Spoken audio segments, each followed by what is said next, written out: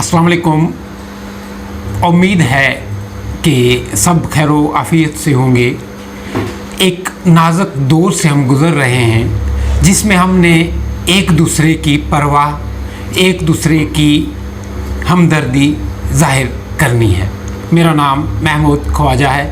आज मैं दो मुद्दों पर बात करूंगा आपके बीच में। पहली बात कि लॉकडाउन के जो असरात हैं गरीब तबका, समाज के गरीब तबका लोगों पे क्या पड़ रहे हैं, और दूसरी ब्लैक फंगस को भी थोड़ा सा मैं टच करूंगा। सबसे पहले मैं बात करूं कोविड-19 का जो ये दूसरा मरहला है, और कहीं ना कहीं तीसरी वेव भी मुल्क के कुछ रियासतों में जो है वो पाई गई है। उसके मुज़र असरात जो समाज के कुछ तबकों पे हुए हैं उनके बारे में मैं आपको बताना चाहूँगा।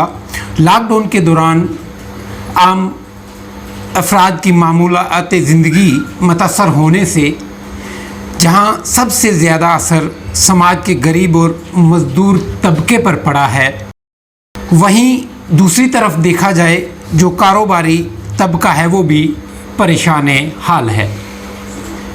मुल्क के साथ साथ जम्मू कश्मीर में कारोबारी सरगर्मियां मुकम्मल तौर पर बंद होने से अब हालात तशवीशनाक होते जा रहे हैं, जिससे ज़्यादा हमें ये देखने को मिला है कि काफ़ी लोग जो हैं ज़हनी तौर से काफ़ी परेशान हैं, चाहे वो कोविड-19 की वजह से हो, चाहे वो अपने ज़रिए माश की वजह से हों। काफ़ी तबके जो हैं वो ज़हनी तौर से इस वबा के कारण परेशान हो चुके हैं।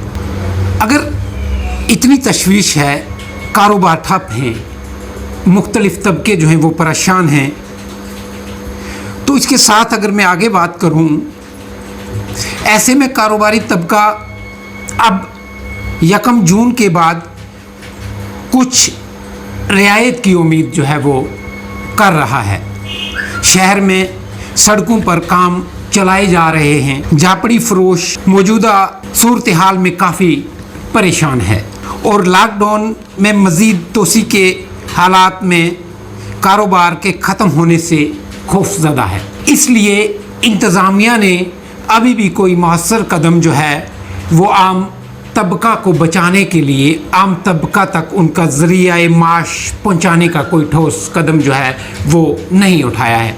कहीं ना कहीं कुछ रिलीफ देने की बात की गई थी, वो आपने हमारी एक डिबेट में भी सुना, लेकिन अभी तक जो दिया जा रहा है वो काफ़ी नहीं है।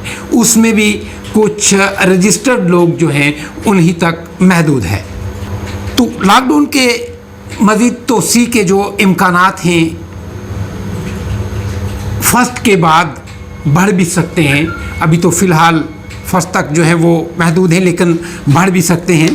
तो इन हालात में जो हैं ये कारोबारी लोग कारोबार ख़त्म होने के खौफ से परेशान हैं।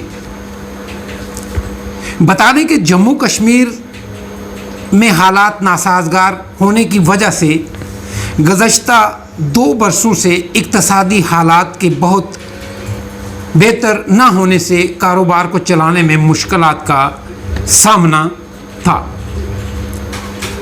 अब जब दूसरी लहर कोरोना की आती है तो लोगों के जो कारोबार हैं वो ठप हो चुके हैं। ऐसे हालात में लोग ज़हनी तवाज़ुन जो है वो कहीं ना कहीं उनका बिगड़ना शुरू हो चुका है। हालांकि मैं ये कहना चाहूँगा कि समाज के उन तबका जात से मैं ये कहूँगा जो साहिबे माल हैं, जो साहिबे जायदाद हैं, उन लोगों को इस वक्त बढ़ चढ़ कर सामने आना चाहिए। जैसे कि मुख्तलिफ़ जगहों से, मुख्तलिफ़ अजला से, मुख्तलिफ़ रियासतों से काफ़ी जो NGOs जो हैं वो इस वक्त सामने आके गरीबों की मदद कर रही हैं। वो चाहे माली हिसाब से हो, चाहे वो इक़्तिसादी से हो, चाहे वो बीमारी के हिसाब से हो, वो अपना फ़र्ज़ जो है वो अंजाम दे रही है। तो इसी के साथ मैं आगे बात करता हूँ ऐसे में कोरोना वबा के खतरे ने लॉकडाउन में कारोबार को और बर्बाद कर दिया है। 1 माह से ज़ायद वक्त गुजरने के बाद आम लोग, दिहाड़ीदार, मजदूर और नौकरी पेशा अफराद के लिए रोज़गार का मसला पैदा हो गया हुआ है। नौकरी पेशा अफराद से मेरी मुराद वो लोग हैं, उन लोगों को इतने मसाइल पैदा हुए हैं जो मैं आपके सामने बयान करना चाहूँगा। इधर मुख्तलिफ महकमों में काम कर रहे आर्जी मुलाजमीन की तनख्वाहों से महरूम है, जिसके नतीजे में ये बेबस मुलाजमीन अपने अहलो अयाल समेत सख्त तशवीश में मुब्तला हो गए हैं। जो डेली वेजेस जिनको कहेंगे, वो काफ़ी आवाज़ें बुलंद होने के बावजूद भी अभी भी वो अपनी जो माहनामा उनकी सैलरी है, तनख्वाहें हैं जो उनसे वो महरूम हैं और खौफज़दा हैं कि वो अपने ज़रिए माश का कहाँ से हल निकालेंगे, खाने पीने की अशिया को वो कैसे खरीदेंगे। मुख्तलिफ नागहानी आफत के वक़्त इंतहाई लगन और ईमानदारी से काम किया जिन लोगों ने, लेकिन इसके बावजूद भी इन्हें तनख्वाह वागजार नहीं कराई जाती है, जिसकी वजह से वो शदीद माली बुरहान का शिकार हैं। तो नाज़रीन, इसमें ये मेरे आज की इस वीडियो का यही मकसद है कि आम इंसान को हर उस शख्स की मदद करनी है जिनका ज़रिया माश सिर्फ मजदूरी करके, दिन को कमा के शाम का खाने का इंतज़ाम वो करते थे। ऐसे हालात में मुझे भी, आपको भी, हम सब लोगों को मिलके उनके साथ जो है वो खड़ा होना चाहिए।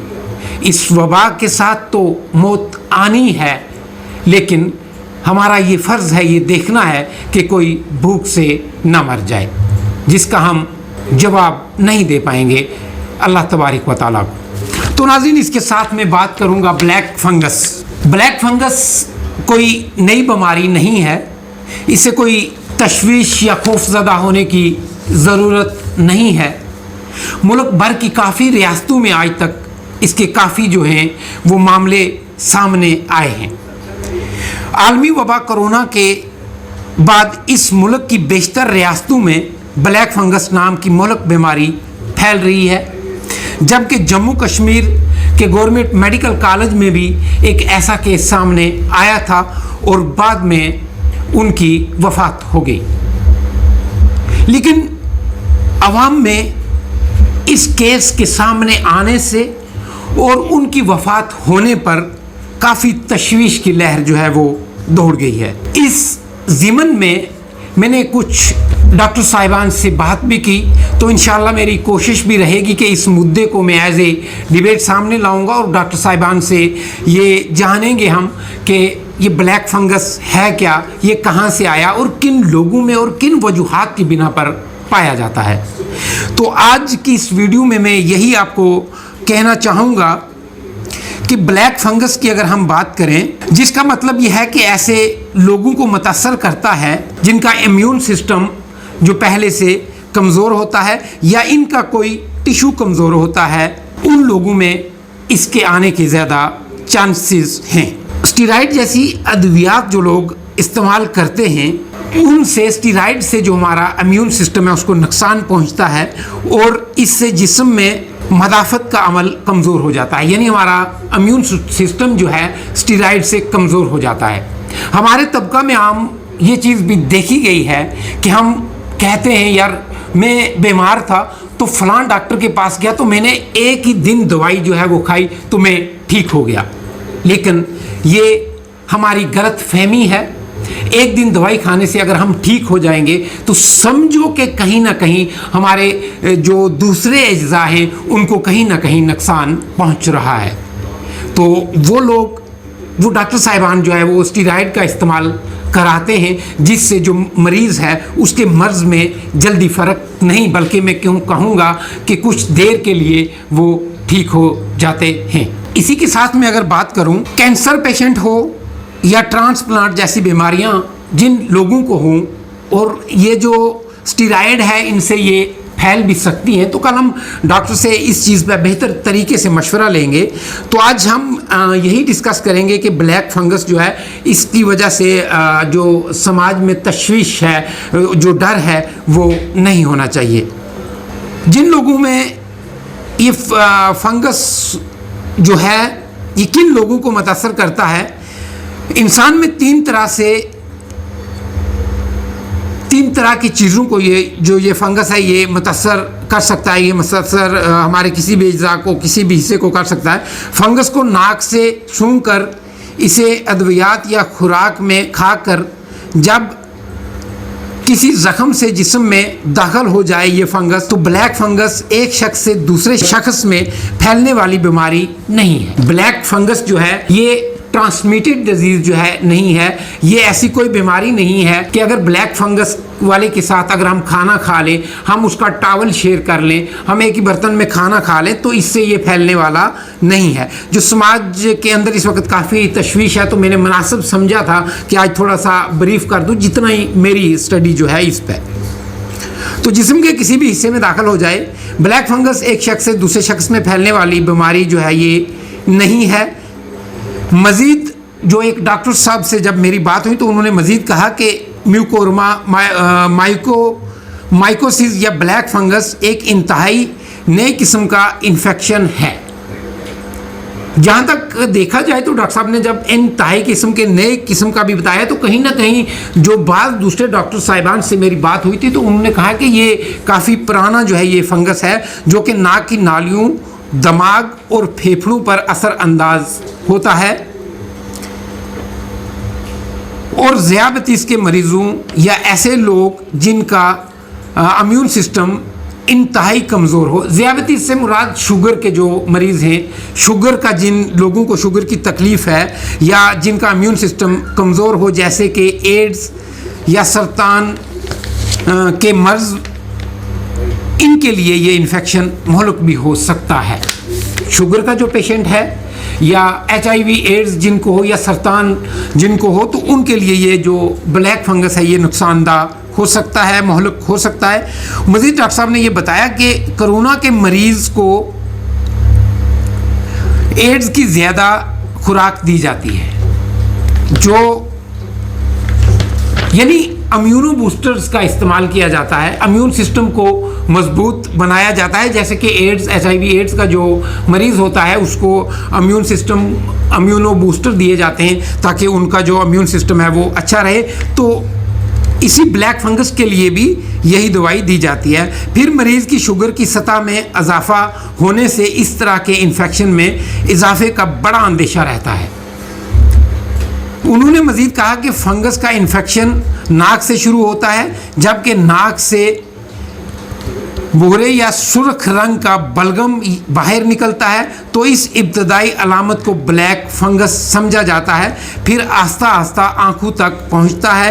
اسی بیماری میں آنکھوں میں لالی پن, پانی ڈسچارج ہوتا ہے, آشوب چشم کی بیماری کے علامات دکھائی دیتی ہیں, آنکھوں میں بہت درد ہوتا ہے اور پھر بینائی کا بالکل ختم ہو جاتی ہے. جو بینائی ہے آنکھوں کی وہ بھی ختم ہو سکتی ہے. تو آج کی جو میری اسٹڈی تھی جو ڈاکٹر صاحب جان سے میری بات ہوئی تھی انہوں نے یہ کہا مزید کہ شوگر کے پیشنٹ یا ایڈز کے پیشنٹ کو زیادہ اس کا خطرہ رہتا ہے. تو باقی تمام لوگوں سے جن لوگوں تک میری ویڈیو پہنچی ہے جو مجھے دیکھ رہے ہیں اور جو آگے دیکھیں گے, مجھے امید ہے آپ لوگ اس ویڈیو کو ضرور شیئر کرو گے کہ بلیک فنگس کو لے کے آپ کو گھبرانے کی کوئی بھی ضرورت نہیں ہے. اور آج سننے میں یہ بھی آیا ہے کہ وائٹ فنگس بھی آ رہا ہے. تو جب ڈاکٹروں نے یہ یقین دلایا کہ عام پبلک کو میں یہ میسج جانا چاہیے کہ ان چیزوں سے گھبرانے کی آپ کو ضرورت نہیں ہے. بلیک فنگس جو کچھ ڈاکٹروں نے یہ بھی کہا کہ یہ ایک نئی وبا ہے, یہ ایک نیا فنگس ہے, اور کچھ ڈاکٹر صاحبان نے یہ بتایا